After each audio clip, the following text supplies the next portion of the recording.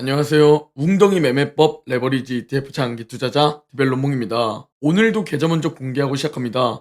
미국 직투 계좌는 128% 수익률과 2억 3,500만 원 수익 중이며 국내 계좌는 174% 수익률과 1,000만 원 수익 중입니다. 여기에 두 번째 계좌 1,200만 원 수익과 환차익, 그리고 비트코인 60% 수익률과 7,300만 원 수익까지 총 3억 7천만 원 수익까지 내려왔습니다. 겨우 드디어 4억 수익에 도달했는데 자랑하자마자 소폭 하락해주면서 현재 제 수익은 약 3천만 원 정도 증발했는데요. 그러나 항상 말씀드리고 있지만 지금 비트코인이 조정받을 것 같다고 쫄고 겨우 용돈벌이에 고점 매도라면서 팔아버리고 그렇게 해서는 절대 부자로 나아가실 수 없습니다. 그동안 정말 많이 올라주었으니까 단기적인 이런 내림은 지극히 당연한 현상입니다. 자, 전 월요일 영상에서 중기적인 관점에서는 더 오를 수도 있겠지만 단기적인 관점에서는 웅덩이 가능성도 있다 라는 내용을 공유드렸던 것 기억나시나요? 월요일 영상을 보시면 아시겠지만 12월 계절성을 살펴봤을 때 12월 중순까지 잠깐 웅덩이가 파이더라.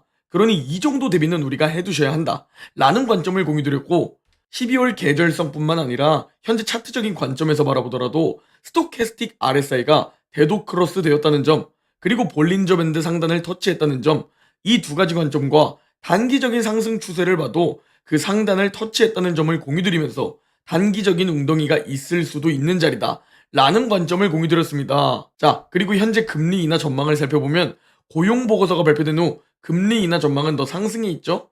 시장은 현재 이 금리 인하 전망 가능성을 어느 정도 반영해서 신고가 근처에 머물러 있는데요. 다만 오늘 밤 큰 변동성 폭풍이 찾아올 수도 있는 이유, 이 부분에 대해 다뤄봐야겠죠. 바로 오늘 밤 곧 10시 30분에 미국의 소비자 물가지수 CPI가 발표되기 때문입니다. 일단 우리가 예측치를 살펴보면 지난달과 거의 비슷한 수치의 발표가 예상됩니다. 지난달 발표로는 코 CPI가 3.3%, 헤드라인 CPI가 2.6%로 발표가 되었는데요. 이번 달 예측 발표 수치는 코어 CPI는 동일하게 3.3%지만 헤드라인 CPI는 아주 조금 더 상승한 2.7%로 예상됩니다. 여기서 최근 제가 말씀드리고 있는 부분이 이제 중기적인 관점에서 정말 중요한 부분이, 지금 저 CPI 그래프를 보면 알 수 있겠지만 당연히 인플레이션은 둔화 추세이지만 그럼에도 고개를 살짝 든 모습이 보이시나요? 만약 인플레이션 재반동 우려가 커진다, 그러니까 이번에 예상보다 인플레가 좀 더 높게 나온다, 그러면 좀 더 웅덩이가 파일 수도 있다 라는 정도의 각오는 미리 해두셔야 합니다. 물론 전 단기적인 웅덩이는 기회로 보고 있고 중기적으로는 좀 더 오를 가능성이 높다 라고 일관된 뷰를 바라보고 있습니다. 자, 그렇다면 만약 오늘 밤 CPI 발표 시장이 당연히 반등해주면 좋겠지만 조금 더 하락이 이어진다면 우리는 어느 지점을 봐야 할까요? S&P 500 일봉 차트를 살펴보면 올해 8월 블랙 먼데이 웅덩이 바닥부터 시작된 단기적인 상승 추세 하단 지지선과 11월 전고점이면서 저항선인 SPY 기준 약 600달러쯤을 지켜주는지 우리는 이 부분을 잘 체크해 봐야 합니다. 과거 이 상승 추세 하단 지지선에 닿았을 때 현재까지 모두 다 지켜주었기 때문에 이번에도 여기를 또 지켜주는지가 중요해 보입니다. 또한 과거의 전고점과 저항선을 뚫고 올라가면 거긴 중요한 지지선이 되는 모습을 볼 수 있죠. 그러니 우리는 그 두 개가 겹치는 지점, 거길 지켜주는지 뚫고 내려가 버리는지를 지켜봐야 합니다. 즉, 저 부분을 지켜주느냐 아니면 결국 뚫고 더 내려가느냐, 이게 단기적인 1차 매수 기회만 줄지 아니면 그 이후 웅덩이 매매법 2차, 3차 매수까지 기회가 올지, 이 부분을 결정할 수 있기 때문이죠. 그리고 지금 AMD 일봉 차트를 보면 2022년 10월 하락장 바닥부터 시작된 중기적인 상승 추세 하단 지지선에 닿았는데요. 지금 여기를 뚫고 내려가라는 움직임이 포착되고 있습니다. 이렇게 여기를 뚫고 내려갈 경우 좀 더 웅덩이가 지속될 수 있고 생각보다 오래 걸릴 수 있다 라는 각오를 해둘 수 있겠죠? 그리고 엔비디아 역시 마찬가지입니다. 정말 중요한 50일 이평선과 단기적인 상승 추세, 그 하단 지지선에 닿았는데요. 지금 중국의 엔비디아 때리기로 인해 그동안 가장 많이 오른 엔비디아 역시 여기를 뚫고 내려가게 될 경우 당분간 좀 더 쉬어갈 수도 있다는 점, 우리는 이런 부분들을 미리미리 공부해야 합니다. 그리고 반도체 기업들이 이렇게 빌빌기고 이제 반대로 빌빌 기어다녔던 소프트웨어 ETF로 돈이 흘러가는 걸까요? 트럼프 당선 이후 소프트웨어 ETF가 상승하고 있고 반대로 반도체 ETF는 빌빌 기어가고 있습니다. 그리고 이는 기막히게도 트럼프 1기 임기 때 미중 무역 전쟁으로 하락했던 2018년 주가 추이와 매우 유사합니다. 그 당시 소프트웨어가 상승, 반도체는 반대로 1년 동안 빌빌기며 하락했죠. 2018년 당시 트럼프의 중국 때리기로 미중 무역 전쟁이라는 이슈로 2018년 가장 최악을 보낸 섹터가 반도체입니다.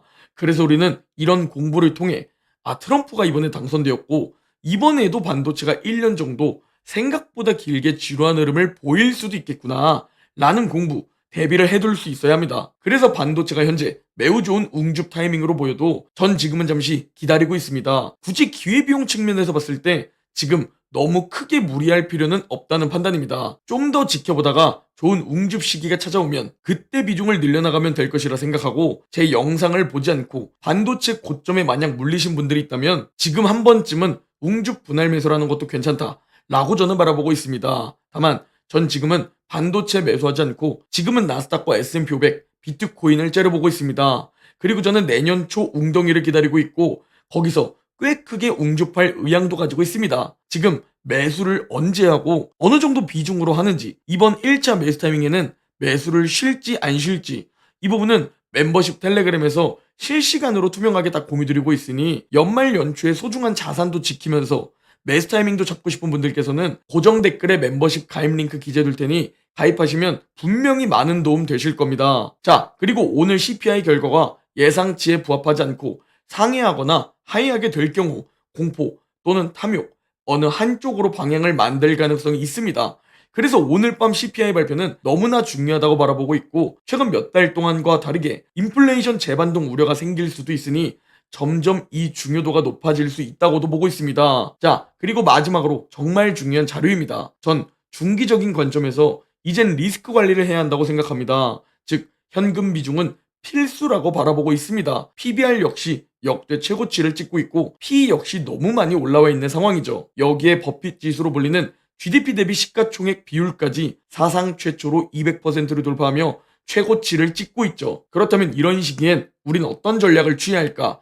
이 부분들을 여러분에게 시원하게 공유드리겠습니다. 제 기준으로 나스닥 200 QLD가 가장 비중이 높으니 QLD로 설명드리겠습니다. 나스닥 2배 레버리지 QLD는 리먼 브라더스 대폭락 사태를 직접 때려맞은 레버리지 ETF입니다. 이때 마이너스 85%의 대폭락을 경험했던 QLD인데요.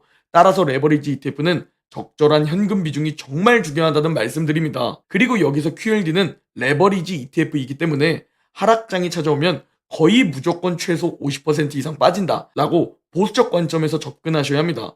여기서 우리는 멘탈을 지키기 위해, 그리고 실제로 이 하락 기회를 또 잡기 위해 2배 레버리지 ETF 장기 투자자라면 최소 30%에서 50% 정도의 현금을 보유하는 것이 과거 가장 좋은 전략이었다는 것을 확인할 수 있죠. 만약 여러분이 AI처럼 대폭락을 경험하더라도 멘탈에 아무런 문제가 없다, 그러면 현금 비중을 공격적으로 20%로 유지하면 되고, 만약 지금 이렇게 미국 주식이 많이 올랐고 PBR, PE, 버핏 지수 모두 역대급일 때 이 리스크가 너무 부담된다 하시면 현금 비중을 40%에서 50%로 설정하고 웅덩이에서만 매수를 하면 되는 겁니다. 과거 하락장과 조정장, 상승장을 봤을 때 가장 적절한 현금 비중은 어느 정도냐? 20%에서 50% 사이라는 것을 볼 수 있습니다. 특히 레버리지 ETF는 멘탈이 가장 중요하기 때문에 심리적인 부분까지 감안한다면 개인적으로는 지금 40%가 가장 좋다고 판단합니다. 지금 제가 보여드리는 이 자료는 챗 GPT가 과거 QLD 주가 의 상황들을 보고 현실적으로 가장 좋은 전략과 현금 비중을 알려준 건데요. 결국 이 자료들을 보면 큰 틀에서 봤을 때 적절한 현금 비중을 가지고 오를 땐 계좌 상승을 즐기고 웅덩이에서 줍줍하는 오즐 웅줍 전략이 가장 좋다라는 것을 이 챗 GPT 자료를 통해 알 수 있습니다. 그리고 현금 비중은 여러분 스스로 상황에 맞게, 그리고 여러분 멘탈에 따라 정하시면 되는 겁니다. 자, 그리고 현재 비트코인은 별거 없습니다. 미국 주식과 마찬가지로 그냥 당연히 와야 할 조정이 오고 있다. 그러니 쫄지 말고 가만히 냅두시거나 웅줍하면 된다 라고 일관된 뷰를 바라보고 있으며, 우리는 이미 마이너스 11% 급락했을 때 바닥 그 어딘가에서 1차 웅줍했기 때문에 지금은 가만히 다시 기다리는 상황입니다. 현재 수익 4억을 찍고 좀 떨어진 계좌를 볼 수 있는데요. 단순합니다. 우리가 투자하는 우상향 종목은 오름과 내림을 반복하며 결국은 조금씩 조금씩 더 올라가는 구조입니다. 그러니 그 종목을 선택한 우리의 계좌도 동일합니다. 오름과 내림을 반복하며 결국은 조금씩 조금씩 더 올라가는 구조입니다. 오르는 것을 당연하게 생각하면서 내림을 당연하게 생각하지 않으면 안 된다는 겁니다. 오름과 내림 둘 다 당연하게 받아들여야 합니다. 아, 지금 잠시 빠질 때가 되었구나. 당연히 와야 할 게 지금 왔구나 하면서 버티는 것이고 웅죽파는 겁니다. 제가 직접 다 보여드리고 있으니 오늘 밤에도 쫄지 말고 오줄이냐 웅줍이냐를 보면 될 것 같습니다. 오늘 영상은 여기까지입니다. 제 영상이 도움이 되셨다면 구독, 좋아요, 댓글, 알림 설정 부탁드립니다. 그럼 내일 영상에서 뵙겠습니다.